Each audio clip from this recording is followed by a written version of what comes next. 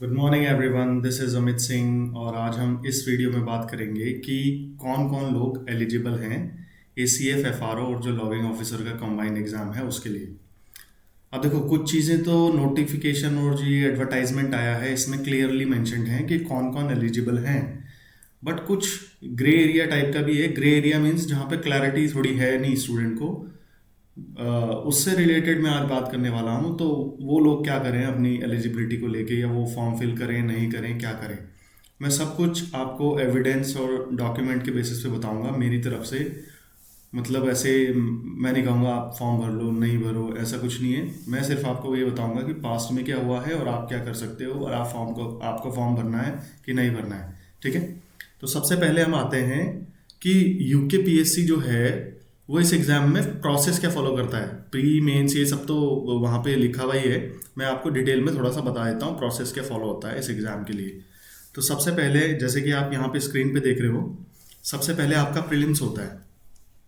आप form fill करते हो, तब आपका कोई डॉक्यूमेंट चेक नहीं होता है, आपका प्रीलिम्स होता है। प्रीलिम्स होने के बाद जो है आपसे डॉक्यूमेंट मंगाए जाते हैं, जो जो आपने एजुकेशनल क्वालिफिकेशन वहाँ पे लिखी होती है उससे रिलेटेड डॉक्यूमेंट आपसे मंगाए जाते हैं। अब देखो, जिनके डॉक्यूमेंट एक्यूरेट नोटिफिकेशन के अकॉर्डिंग होते हैं उनको वो क्या करते हैं, उनको उनका सब ओके है।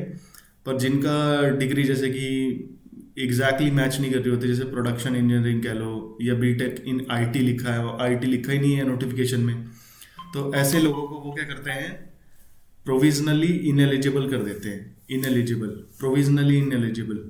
प्रोविजनली इनएलिजिबल का मतलब है उनको अपना पक्ष रखने का मौका दिया जाता है कि क्यों आपको बाहर ना किया जाए, ऐसे करके। एक लिस्ट आती है रिजेक्ट की, मतलब जो लोग डॉक्यूमेंट भेजते ही नहीं है उनको, उनकी एक रिजेक्शन लिस्ट आती है। इनको मौका भी नहीं दिया जाता है अपना पक्ष रखने का। तो प्रोविजनली इनएलिजिबल, जिनको किसी डॉक्यूमेंट की शॉर्ट होने की वजह से या कोई डॉक्यूमेंट में मिस्टेक की वजह से आउट किया जाता है, उनको मौका दिया जाता है मतलब अपना पक्ष रखने का। अब क्या होता है, उसके बाद मेंस होता है कंडक्ट, फिर उसके बाद फिजिकल कंडक्ट होता है, फिर उसके बाद इंटरव्यू कंडक्ट होता है। अब देखो, ऑफ ऑफ जो नोटिफिकेशन आपका आया हुआ है उसमें क्या है वो पढ़ लेते हैं पहले। ये देखिए, सहायक वन संरक्षक, लॉगिंग अधिकारी, वन क्षेत्र अधिकारी, इनकी जो एलिजिबिलिटी नोटिफिकेशन में गिवन है वो मैंने कट करके यहाँ पे लिखी है। अब देखो, इसमें क्या लिखा है, सहायक वन संरक्षण के लिए लिखा है, वन संरक्षक के लिए लिखा है कि विज्ञान स्नातक, प्रौद्योगिकी स्नातक या अभियांत्रिकी। इसका मतलब एक्चुअल में है BSc, बीटेक या BE, बैचलर्स ऑफ इंजीनियरिंग। ये 3 डिग्री आपकी होनी चाहिए और सब्जेक्ट आपका ये होने चाहिए। ठीक है। अब देखो, यहाँ पे क्या लिखा है, कंप्यूटर एप्लीकेशन, कंप्यूटर विज्ञान। ठीक है, कंप्यूटर एप्लीकेशन, कंप्यूटर विज्ञान, इसका मतलब क्या है, इनको ना डिग्री के आगे ऐसा चाहिए होता है। ये तो ये ऐसी हो BSc computer application, BSc computer science, ऐसी डिग्रीज मांगते हैं। या फिर BE आपके कंप्यूटर साइंस में हो, ऐसी डिग्रीज को ये अलाउ कर देते हैं डायरेक्टली। अब देखो, अगर आप लॉगिंग अधिकारी देखो ना, यहाँ पे क्या, इसके अलावा क्या लिखा है यहाँ पे, इन 3 के अलावा उसके समकक्ष। समकक्ष मतलब इक्विवेलेंट। देखो, इस पे देखते हैं लॉगिंग अधिकारी पे। लॉगिंग किसी विश्वविद्यालय से कम एक विषय में विज्ञान स्नातक, इसमें सिर्फ BSc लिखा है, इसमें बीटेक और BE भी नहीं लिखा है। और इसके साथ इसमें भी वही लिखा है समकक्ष, मतलब इसका क्या हुआ, इसका मतलब भी वही हुआ इक्विवेलेंट। अब देखो, वन क्षेत्राधिकारी में देखो, विज्ञान, प्रौद्योगिकी, अभियांत्रिकी, मतलब वन क्षेत्राधिकारी और जो आपका ACF है उसके लिए इन्होंने सेम ही लिखा है, बीटेक, BSc और BE। और इसमें भी वही लिखा है इक्वलेंट, समकक्ष का मतलब है इक्वलेंट। अब देखो, इसमें प्रॉब्लम क्या है, प्रॉब्लम ये है कि इसमें IT मेंशन्ड है कहीं। अगर आप देखोगे, IT जो ब्रांच है वो कंप्यूटर, मतलब कंप्यूटर साइंस का ही एक पार्ट माना जाता है, या कंप्यूटर का ही एलाइड ब्रांच मान लो आप, बट इसमें मेंशन नहीं है नोटिफिकेशन में। तो क्या होता है, जब ये प्रोविजनली रिजेक्शन लिस्ट बनती है, यूजुअली क्या करता है आयोग, क्या करता है, जो इसने मेंशन एग्जैक्टली किया हुआ है नोटिफिकेशन में, वो क्या किया हुआ है, BSc, बीटेक और बीई, अगर आपके पास इनमें से डिग्री है और जो सब्जेक्ट मेंशन्ड है उन्हीं में, तो ही आपको ये एलिजिबल मानते हैं, वरना ये प्रोविजनल एलिजिबल इन एलिजिबिलिटी की जो लिस्ट आती है उसमें ये आपको डाल देते हैं। ये ऐसे ही करते हैं हमेशा। उसको मैं एविडेंस के साथ आपको दिखाऊंगा अभी। अब देखो ये जो इक्विवेलेंट इन्होंने कहा है, इक्विवेलेंट,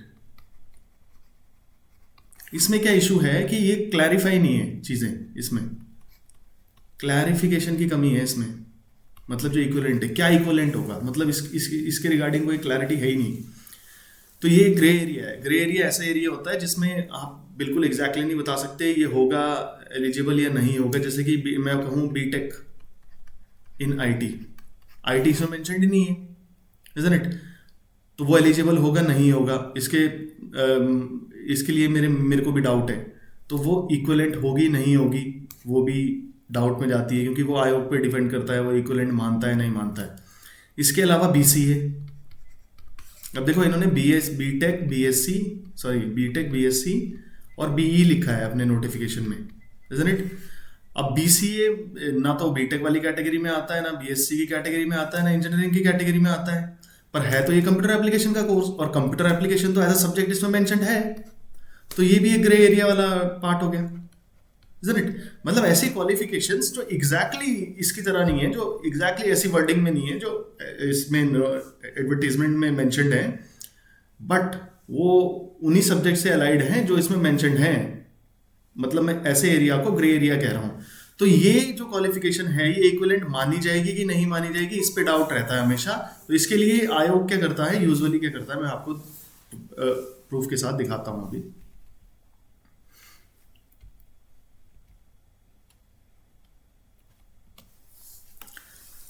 अब ये देखिए मैंने क्या किया है, ये आयोग के कुछ प्रीवियस ईयर में रिजेक्टेड लिस्ट और इनएलिजिबल लिस्ट जो इन्होंने निकाली थी उसके रिगार्डिंग में आपको दिखा देता हूँ। सबसे पहले हम देखते हैं एसीएफ 2019 में ये कैसे करते थे। देखो इन्होंने क्या किया है, एग्जैक्टली यही सब मेंशन था एलिजिबिलिटी के रिगार्डिंग। तो 2019 में अगर आप देखोगे यहाँ पे, तो ये देखिए ये एलिजिबिलिटी के रिगार्डिंग है। इन्होंने मेंशन किया था कि बीएससी मेरी मैथ्स में है, और लेकिन इन्होंने डिग्री लगाई है बैचलर ऑफ आर्ट्स की, तो इन्हें इनएलिजिबल बोल दिया है आयोग ने नोटिफिकेशन निकाल के। जब मेन से पहले ये डॉक्यूमेंट लेते हैं उस टाइम की बात है ये। ऐसे ही ये देखिए इस स्टूडेंट का केस देखिए कि बीटेक इन कंप्यूटर साइंस इन्होंने मेंशन किया है, पर इनकी डिग्री है बीटेक आईटी, ठीक है। ऐसे ही ये देखिए यहाँ पे बीटेक इन केमिकल इंजीनियरिंग इन्होंने मेंशन किया है, पर इनके पास इंटीग्रेटेड मास्टर डिग्री प्रोग्राम है इंडस्ट्रियल केमिस्ट्री में। मतलब देखो केमिकल इंजीनियरिंग इन्होंने मेंशन किया था, पर इसमें एमटेक इंडस्ट्रियल केमिस्ट्री में है। तो सब्जेक्ट मतलब उसी का ही पार्ट है ये, मतलब थोड़ा एडवांस, थोड़ा सा स्पेसिफिक कैटेगरी में हम जाके इस टाइप के सब्जेक्ट्स को पढ़ते हैं। ऐसे ही अगर आप यहाँ देखोगे पेट्रोलियम इंजीनियरिंग, केमिकल इंजीनियरिंग, फिर ये देखोगे आप बीटेक मैकेनिकल इसने मेंशन किया था स्टूडेंट ने, और इन्होंने क्या किया, इसने डिग्री जो लगाई है वो बीटेक इंडस्ट्रियल प्रोडक्शन इंजीनियरिंग की लगाई है। ऐसे ही यहाँ पे है नेक्स्ट केस, ये देखिए बीटेक इलेक्ट्रॉनिक्स मेंशन किया था, पर डिग्री है BTech instrumentation and control engineering में। ऐसे ये देखिए BSc in computer application mention किया था, पर bachelors in information technology and management है। ये देखिए बीसीए वालों को इन्होंने रिजेक्ट किया था।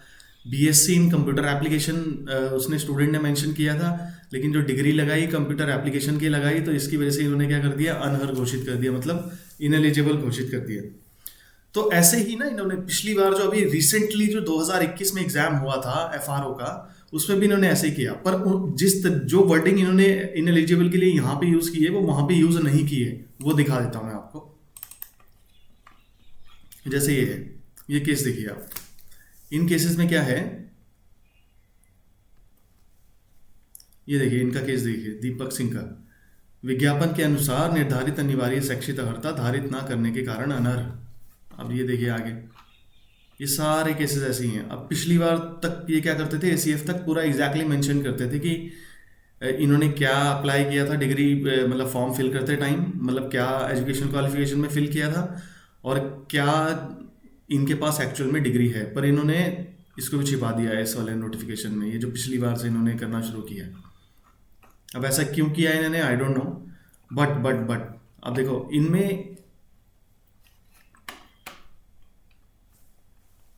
एक सेकेंड रुकिए।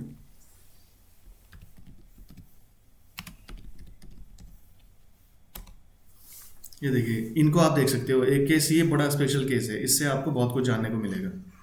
ये दिनेश चौहान जी हैं। इनको भी विज्ञापन के अनुसार निर्धारित अनिवार्य शैक्षिक अर्हता धारित न करने के कारण इनएलिजिबल कर दिया था आयोग ने। तो देखो, एक तो वो स्टूडेंट होते हैं जो जैसा आयोग ने कह दिया वो फॉलो करके बैठ जाते हैं, पर ये मानने वाले नहीं थे। इन्होंने क्या किया है, इन्होंने इसके बाद रिट पिटीशन फाइल की थी, क्योंकि इनकी डिग्री जो है, वो जो मैंने कहा ना आपको, जो ग्रे एरिया इक्विवेलेंट वाला है, इक्विवेलेंट कैसे डिसाइड होगा एग्जैक्टली अगर आप वही वर्डिंग चेक करोगे तो उसके अकॉर्डिंग ही इन्होंने ये लिस्ट निकाली इनएलिजिबल और एलिजिबल की। बट दिनेश चौहान जी ने क्या किया है, उसके बाद रिट पिटीशन फाइल की थी हाई कोर्ट में। उसके बाद देखते हैं हाई कोर्ट में होने के बाद ये क्या आगे आगे बढ़ा था केस। तो देखिए, जैसे ही इन्होंने रिट पिटीशन फाइल की, मैंने इनका केस डाल के देखा था हाई कोर्ट की वेबसाइट पे, तो ये केस था दिनेश चौहान। तो उसके बाद जो कोर्ट ने ऑर्डर दिया था, ये देख लेते हैं हम क्या ऑर्डर दिया था।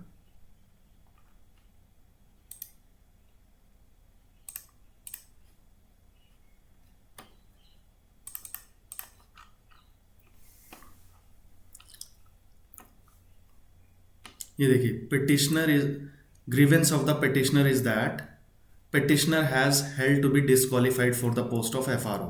ये 2021 की बात कर रहा हूँ मैं। अब देखो, जो यूकेपीएससी है वो बोल रहा है कि essential qualification for the said post prescribed by the respondent number 3, मतलब ये यूकेपीएससी है respondent number 3 in the advertisement. उसका वो ये है कि essential qualification to the post of FRO must be bachelor of science, bachelor of engineering और bachelor of technology, ये मेंशन्ड है और ये सब्जेक्ट हैं। अब पिटिशनर क्या बोलता है हाई कोर्ट में कि petitioner said that he is qualified in BTech in information technology. तो ये जो दिनेश चौहान जी थे, ये बीटेक इन इंफॉर्मेशन टेक्नोलॉजी थे। इन्होंने मतलब केस लगा के ये बोला है कि मैं एलिजिबल क्यों नहीं हूँ, मुझे एलिजिबल किया जाए, मुझे इनएलिजिबल क्यों कर दिया आयोग ने।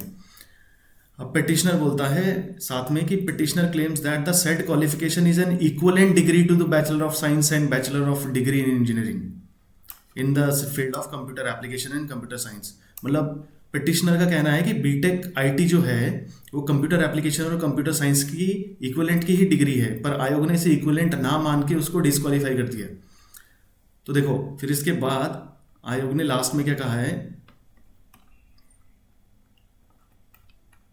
ये मैं आपको दिखाता हूँ। मैंने एक हाईलाइटेड नोटिफिकेशन में इसको लिखा है, मैं आपको डिटेल में दिखाता हूँ। ग्रीन करके लिखा है।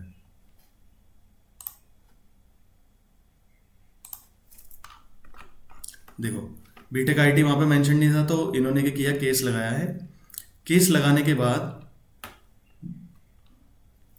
स्टेट गवर्नमेंट ने किसी केस प्रीवियस केस का भी हवाला देते हुए कहा है, सॉरी हाई कोर्ट ने एक प्रीवियस केस का हवाला देते हुए कहा कि स्टेट गवर्नमेंट को इन केसेस, इस टाइप के इक्विवेलेंस वाले केसेस में इक्विवेलेंस कमेटी को सेटअप करना होता है, और उसके बेसिस पे यूकेपीएससी डिसाइड करेगा कि कौन सी क्वालिफिकेशन इक्विवेलेंट है, कौन सी नहीं है। ठीक है, तो ये केस इक्विवेलेंट कमेटी के लिए चला गया था। साथ में क्या किया, in mean time we permit the petitioner to provisionally fill up the form. मतलब इन्होंने क्या किया, जो ये रिट पिटिशन लेके गए थे अपनी एलिजिबिलिटी को लेके, उनको उस टाइम के लिए इन्होंने बोल दिया कि आपका आप क्या करिए, मेंस का फॉर्म भरिए, और जब तक इक्विवेलेंस कमेटी इसको डिसाइड करेगी कि आप एलिजिबल हो नहीं हो, तब तक के लिए आपका जो कैंडिडेचर है वो प्रोविजनल माना जाएगा। तो इन्होंने फॉर्म भरा। फॉर्म भरने के बाद इन्होंने मेंस भी दिया। जो लोग हाई कोर्ट गए थे अपनी एलिजिबिलिटी को लेके, ये एक केस में मर्ज कर दिया था इन्होंने।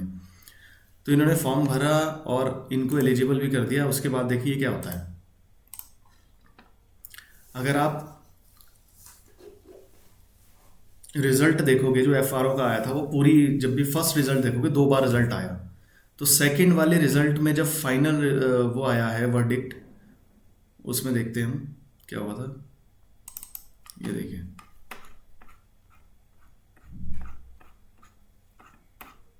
ये लास्ट ऑर्डर है इसी केस का, जब इन्होंने मेंस भी दे लिया था, सब कुछ हो गया था। इसे बोला था we dispose writ petition with direction to competent authority respondent number 3 मतलब UKPSC to consider the report of equivalence committee and take the decision on the question of the eligibility of the petitioner. तो ये final order था जिसमें court ने कहा था कि competent authority जो है इक्विवेलेंस कमेटी है वो डिसाइड करेगी कि ये एलिजिबल है नहीं है, और उसके उनकी रिपोर्ट के बेसिस पे जो है यूकेपीएससी डिसाइड करेगा, यूकेपीएससी उनकी एलिजिबिलिटी को फाइनलाइज करेगा। तो फाइनली क्या हुआ, इनके पक्ष में जो है जो इक्विवेलेंस कमेटी थी उनका कंप्लीट जो है उनको इक्विवेलेंट माना गया, मतलब इक्विवेलेंस कमेटी के द्वारा। और फाइनली ये जिनको रिजेक्ट किया गया था, अगर आप सेकेंड टाइम का रिजल्ट देखो एफआरओ का, सेकेंड बार जो रिजल्ट आया है उसमें इनका नाम है फाइनल सिलेक्शन में। और ये किस बैकग्राउंड से थे, ये बैकग्राउंड से थे, कौन से बैकग्राउंड से, ये ध्यान रखना है आपको। एक सेकेंड रुकिए जरा,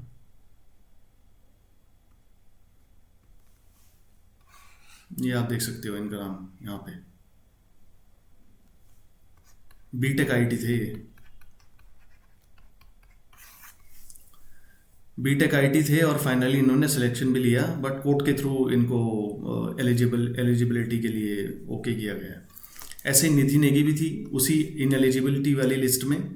इसी केस में सबको मर्ज करके इन्होंने एक कंबाइन केस में जजमेंट दिया था हाई कोर्ट ने। उसके बेसिस पे इनको जब सेकेंड टाइम रिजल्ट आया रिमेनिंग पोस्ट के लिए, फाइनल रिजल्ट है, फाइनल रिजल्ट की बात कर रहा हूँ, जो फाइनल रिजल्ट सिलेक्शन वाला आता है उसकी बात है ये। तो उसमें इन दोनों का सिलेक्शन हुआ। तो इस केस से हमें क्या वो कंक्लूजन मिलता है, कंक्लूजन ये मिलता है कि ये जो ग्रे एरिया है ना, ग्रे एरिया कौन कौन से हो गए, बीसीए जो एग्जैक्टली वर्डिंग के साथ मेंशन नहीं है, इनकी वर्डिंग जो इसमें है। उसके अलावा बीटेक आईटी, या फिर बीएससी इन कंप्यूटर साइंस तो खैर एलिजिबल है ही, बीएससी और भी क्या क्या हो सकता है, बीएससी अप्लाइड मैथमेटिक्स हो सकता है ऐसा, क्योंकि वहाँ पे तो मैथमेटिक्स मेंशन्ड है, आपने अप्लाइड मैथमेटिक्स से किया है, इज़न्ट इट। तो ऐसे लोगों को फॉर्म भरना चाहिए कि नहीं भरना चाहिए, तो मैं कहूँगा इसमें आपको दो चीज़ों का ध्यान रखना है। आप कैसे किस लिए इस फॉर्म को भर रहे हो। अगर आप सिलेक्शन के पॉइंट ऑफ व्यू से भर रहे हो तो मैं कहूँगा बिल्कुल भरिए फॉर्म को। अगर आप ग्रे एरिया वाली ब्रांचेज से भी हो, मतलब ग्रे एरिया मतलब आप एग्जैक्टली जो वर्ड यहाँ पे मेंशन्ड है, जैसे बायोलॉजी यहाँ पे मेंशन्ड है, पर आप अप्लाइड बायोलॉजी से या जो भी और बायोलॉजी का ही पार्ट जिनको माना जाता है, अप्लाइड बायोलॉजी कह लो, जैसे मैथ्स यहाँ पे मेंशन्ड है, पर आपने अप्लाइड मैथ्स से किया है, अगर आपने बीसीए किया है, बीएससी आईटी किया है, बीटेक आईटी किया है, बीईआईटी किया है, तो ये मैं कहूँगा कि अगर आपका हल्का भी सब्जेक्ट इन सब्जेक्ट से अलाइड हो रहा है, मतलब इनसे टच होता है कि इन्हीं के जैसा है, वो मेजॉरिटी उसमें 80-90% आपकी डिग्री में, बट एग्जैक्टली ये वर्डिंग मेंशन्ड नहीं है, तो जिससे वो अलाइड हो रहा है उससे आप फॉर्म फिल कर दें फिलहाल के लिए, ठीक है। फिर देखेंगे कि जब आपका प्रीलिम्स निकल जाएगा तो मेंस से पहले ही ऐसी लिस्ट निकालेंगे।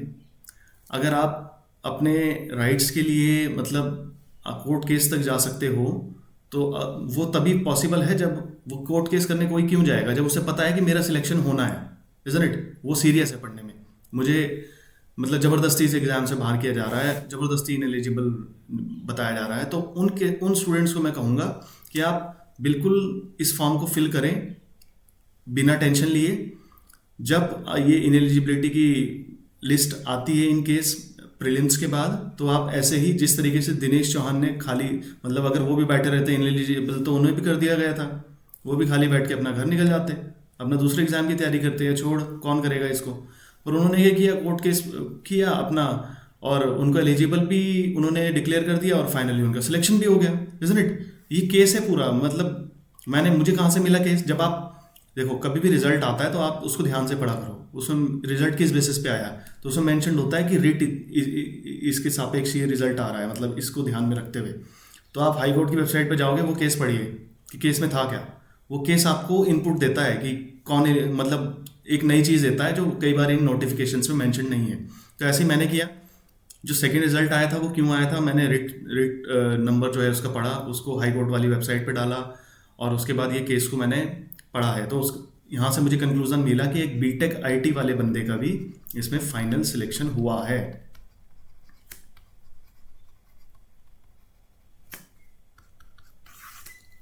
बीटेक आईटी वाले का भी फाइनल सिलेक्शन हुआ है। तो यहाँ से आपको टेंशन लेने वाली, अगर आप सीरियस एस्पिरेंट हो आप डेफिनेटली फॉर्म फिल करो, अगर आप सीरियस नहीं हो तो भी फिल करो, क्योंकि आप सीरियस नहीं हो का मतलब क्या है, आप चेक ऐसे अपने आप को चेक करने के लिए भर रहे होंगे, तो आपके प्रीलिम्स निकलने के भी चांसेस बहुत कम होते हैं जो सीरियस नहीं है। ये उनके लिए है जो मेंस या इंटरव्यू या फिर मतलब पूरा सिलेक्शन प्रोसेस को क्लियर करके सिलेक्शन लेना चाहते हैं। तो अगर आप ग्रे एरिया में फॉल करते हैं, आपका बीसीए है, बीटेक आईटी, बीएससी आईटी, इस टाइप के सब्जेक्ट्स हैं, तो आप डेफिनेटली इस फॉर्म को भरें। और सब्जेक्ट अगर ओवरलैप होता है तो डेफिनेटली इस फॉर्म को भरें। लास्ट में जब मेन से पहले इनएलिजिबिलिटी आएगी तब इसके बारे में और डिटेल में बात कर सकते हैं। मतलब आपको इनएलिजिबल आयोग नहीं कर सकता है अगर आप, क्योंकि इक्वलेंट वाला जो वर्ड लिखा है ना आयोग ने, वही बहुत कुछ है। इक्वलेंट है, ग्रे एरिया है, और आयोग ने इसको मेंशन भी नहीं किया है कि इक्वलेंट का मतलब है क्या, इजंट इट। तो ग्रे एरिया में स्टूडेंट के हक में जाने के भी चांसेस ज़्यादा रहते हैं, इसीलिए ये इनके हक में भी गया है। और बीटेक आईटी वैसे भी कंप्यूटर साइंस से अलाइड होती है ब्रांच, मतलब कोई ज़्यादा डिफरेंस है नहीं। ऐसे ही अगर आपका इसमें मैथ्स मेंशन्ड है, अगर आपने अप्लाइड मैथ्स से किया है बिल्कुल भरिए इस टाइप की डिग्री, मतलब जो भी इसमें मेंशन्ड है उसके अकॉर्डिंग देख लीजिए कि आपकी डिग्री किस वाले सब्जेक्ट से मैच कर रही है, उसके अकॉर्डिंग आप उसी को एज अ ब्रांच रख के फॉर्म को फिल कर लीजिए फिलहाल, ठीक है। यही मेरी एडवाइस रहेगी सबको। बाकी जिनका एग्जैक्टली इसी वर्डिंग जो नोटिफिकेशन में मेंशन्ड है, इसी वर्डिंग के साथ अगर आपकी डिग्री है, उनके लिए तो बेस्ट है, उनको तो कोई डाउट ही नहीं होना चाहिए मेरे हिसाब से। तो ये वीडियो थी कुछ, अगर आपको हल्की भी वैल्यू मिली हो तो लाइक और कमेंट ज़रूर करें। और आपके मन में कोई भी डाउट है ना तो कमेंट ज़रूर किया करें, क्योंकि देखो मैं कमेंट में ही आपको रिप्लाई कर सकता हूँ। तो अगर आप कमेंट करोगे तो मुझे पता लगेगा कि आपके क्या इश्यूज़ हैं। कोई भी डाउट आता है, किसी भी टॉपिक पे आपको वीडियो चाहिए या क्लैरिफिकेशन चाहिए या कुछ भी, मतलब एग्ज़ाम्स रिलेटेड, तो मैं आपको डेफिनेटली उस पर वीडियो दूंगा, ठीक है। और इसके साथ मैं जो नेक्स्ट वीडियो है वो उस पर बनाने वाला हूँ कि कैसे ये जो स्केलिंग इस बार से हटी है, ये फर्स्ट टाइम है जब ये फॉरेस्ट वाले एग्जाम में स्केलिंग नहीं होगी, तो वो कैसे इफेक्ट करेगी। मैं प्रीवियस ईयर के जो रिजल्ट्स हैं उन्हीं में स्केलिंग वाला पार्ट को हटा के उस रिजल्ट को डेटा के बेसिस पे आपके सामने लेके आऊँगा। फिर देखना आपकी कैसे स्केलिंग आपके ऑप्शनल को इफेक्ट कर सकती है। आपको स्केलिंग को भी माइंड में रख के ऑप्शनल को प्रिपेयर करना चाहिए और सिलेक्ट भी करना चाहिए, क्योंकि अभी करेक्शन विंडो भी खुलेगी तो आप ऑप्शनल उस टाइम चेंज भी कर सकते हो, ऐसा कोई प्रॉब्लम नहीं है। तो बाकी ग्रे एरिया के बारे में मैंने आपको बता ही दिया है। इक्विवेलेंस कमेटी वाला केस, ये आप रिजल्ट को अगर आपको ज़्यादा डिटेल में पढ़ना है तो आप क्या करिए, वो जो एफआरओ का रिजल्ट आया था यूकेपीएससी की वेबसाइट पे अवेलेबल है, जो सेकंड टाइम रिजल्ट आया था उसमें रिट नंबर वगैरह सब मेंशन्ड है। आप हाई कोर्ट की वेबसाइट पे जाके उसको पढ़ सकते हो आराम से, ठीक है। और ये मेरे सोशल मीडिया, हम देखो सोशल मीडिया पे आप हमको ज्वाइन कर सकते हो, ठीक है। और ये ज्वाइन ज़रूर करें, उसका भी मैं रीज़न आपको बता देता हूँ। व्हाट्सएप चैनल को ज्वाइन करें। WhatsApp channel is different, WhatsApp number is different. हाँ, तो व्हाट्सएप चैनल हमारा लिंक आपका डिस्क्रिप्शन में है, वीडियो के हर वीडियो के डिस्क्रिप्शन में आपको मिल जाएगा। ऐसे हमारा टेलीग्राम चैनल है, इसका भी लिंक आपको वीडियो डिस्क्रिप्शन में मिल जाएगा, और इंस्टाग्राम पेज, ठीक है। टेलीग्राम क्यों इंपॉर्टेंट है? टेलीग्राम सबसे इंपॉर्टेंट है, इसको तो ज्वाइन करें ही करें। उसका रीज़न है कि मुझे कुछ भी शेयर करना हो, पीडीएफ या कोई डॉक्यूमेंट, तो मैं इसी पे शेयर कर सकता हूँ। इन पे ये शेयर नहीं होते हैं, क्योंकि इस पे मुझे पर्सनल लेवल पे शेयर करने पड़ेंगे। व्हाट्सएप चैनल पे तो ये फीचर है ही नहीं फिलहाल, तो ठीक है। इसके अलावा मुझे कुछ स्टूडेंट के कॉन्टैक्ट डिटेल्स शेयर करने वाले कि आप कॉन्टैक्ट डिटेल शेयर कर दीजिए, ऐसे ऐसे मैसेज आते थे, तो मैंने ये किया, एक डेडिकेटेड नंबर अपना इसी चैनल से रिलेटेड रख लिया है, जो कि ये है आप सिर्फ इस पे व्हाट्सएप कर सकते हैं, इस पे कॉल रिसीव नहीं होगी, क्योंकि मैं ऑलरेडी एक फुल टाइम जॉब में हूँ, तो दैट्स वाई मेरे पास अपनी फुल टाइम जॉब का भी एक लोड रहता है, तो दैट्स वाई मैंने इसके लिए एक सेपरेट नंबर लेकर आपके जो भी क्वेरीज डाउट्स होते हैं उनके लिए ये नंबर डेडिकेट कर दिया है। तो आप इस नंबर पे व्हाट्सएप कर सकते हैं अगर आपका कोई भी ऐसा डाउट हो जो मतलब इमरजेंसी वाला हो, कि मुझे अभी जानना है, मतलब अर्जेंसी हो जिसमें डाउट में, वो उसके लिए व्हाट्सएप करें। वरना आपका कोई भी डाउट वगैरह है तो कमेंट पे लिखें उसे, वो बेटर रहेगा, क्योंकि वैसा ही डाउट अगर किसी और का भी आता है तो वो भी उस कमेंट को पढ़ के अपना डाउट क्लियर कर लेगा। कमेंट में लिखने का ये फ़ायदा है। अगर आपका पर्सनल लेवल पे कोई डाउट है तो आप व्हाट्सएप करें, ठीक है। और लिंक इन सबका वीडियो के डिस्क्रिप्शन में है, आपका व्हाट्सएप चैनल का भी, टेलीग्राम का भी, इंस्टाग्राम पेज का भी, और ये व्हाट्सएप पर्सनल नंबर वाला भी, ठीक है। और मैं ये कहूँगा कि एग्ज़ाम की तैयारी करें। आपने होपफुली फॉर्म भर दिया होगा, और जिन्होंने फॉर्म नहीं भरा है, एलिजिबिलिटी का कन्फ्यूज़न था, थोड़ा उनको आइडिया मिला होगा कि एलिजिबल है नहीं है, फॉर्म भरूँ या ना भरूँ। तो मैं तो कहूँगा फॉर्म भरो, ठीक है, बाद में देख लेंगे। और केस बताया आपको कैसे एलिजिबल हो सकता है बंदा इन केसेस में जो ग्रे एरिया वाले और इक्विवेलेंट क्वालिफिकेशन वाले लोग हैं।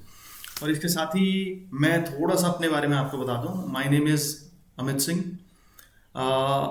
आई work in a university in Punjab at Lovely Professional University as an assistant professor, and I have done BTech plus MBA, एंड इसके अलावा 2021 में मैंने उत्तराखंड PCS का इंटरव्यू दिया है। 2021 मतलब जो लास्ट वाला गया था PCS, फाइनल रिजल्ट जिसका आया है, उसमें उसके इंटरव्यू स्टेज तक पहुंचा हूँ। उसी साल मैं UP PCS के इंटरव्यू स्टेज तक पहुंचा हूँ। और ये जो आपका FRO का 2021 का लोअर PCS का एग्ज़ाम हुआ था, इसका मैंने प्रीलिम्स भी क्लियर किया था। ऑल्दो FRO और जो लोअर PCS है वो मेरे मतलब फेवरेट एरिया में नहीं है। I prepare only for PCS, इसलिए उसका मैंने मेंस अटेम्प्ट नहीं किया था। बट अब मैं प्रोफेशनली, ये जो मेरा एक्सपीरियंस है, मेरा यूनिवर्सिटी टीचिंग में 9 साल का एक्सपीरियंस है, और इस एग्ज़ाम की प्रिपरेशन में भी 6-7 साल का एक्सपीरियंस है, क्योंकि मैं तो जॉब के साथ ही प्रिपेयर कर रहा था, क्योंकि मैं तो फुल टाइम जॉब से हूँ 2015-16 से। तो इन दोनों एक्सपीरियंसेस को, जो मेरा टीचिंग एक्सपीरियंस है, जो मेरा प्रिपरेशन वाला खुद का एक्सपीरियंस है, इनको मर्ज करके मैंने ये चैनल शुरू किया है। चैनल का मेन मोटिव ही उत्तराखंड से रिलेटेड एग्ज़ाम्स के लिए है, और स्पेसिफिकली मेरा मोटिव है कि मैं इंग्लिश मीडियम में कंटेंट दूं, क्योंकि इंग्लिश मीडियम का कंटेंट उत्तराखंड से रिलेटेड बहुत कम ही मिलता है यूट्यूब पे। तो किसी और का वेट ना करते हुए मैंने खुद ही इस स्टेप को लिया कि मैंने कहा क्यों ना मैं ही स्टार्ट कर दूं, अगर कोई नहीं कर रहा है तो, ठीक है। और अगर आपको हल्की भी वैल्यू मिलती है मेरी वीडियो से तो कमेंट और लाइक ज़रूर करें, प्लीज़ प्लीज़ प्लीज़, ठीक है। तो इस वीडियो में बस इतना ही। नेक्स्ट वीडियो मैं स्किलिंग के ऊपर बनाऊंगा। Thanks for watching this video, और लाइक और कमेंट ज़रूर करें, please please please. Thank you so much for watching this video.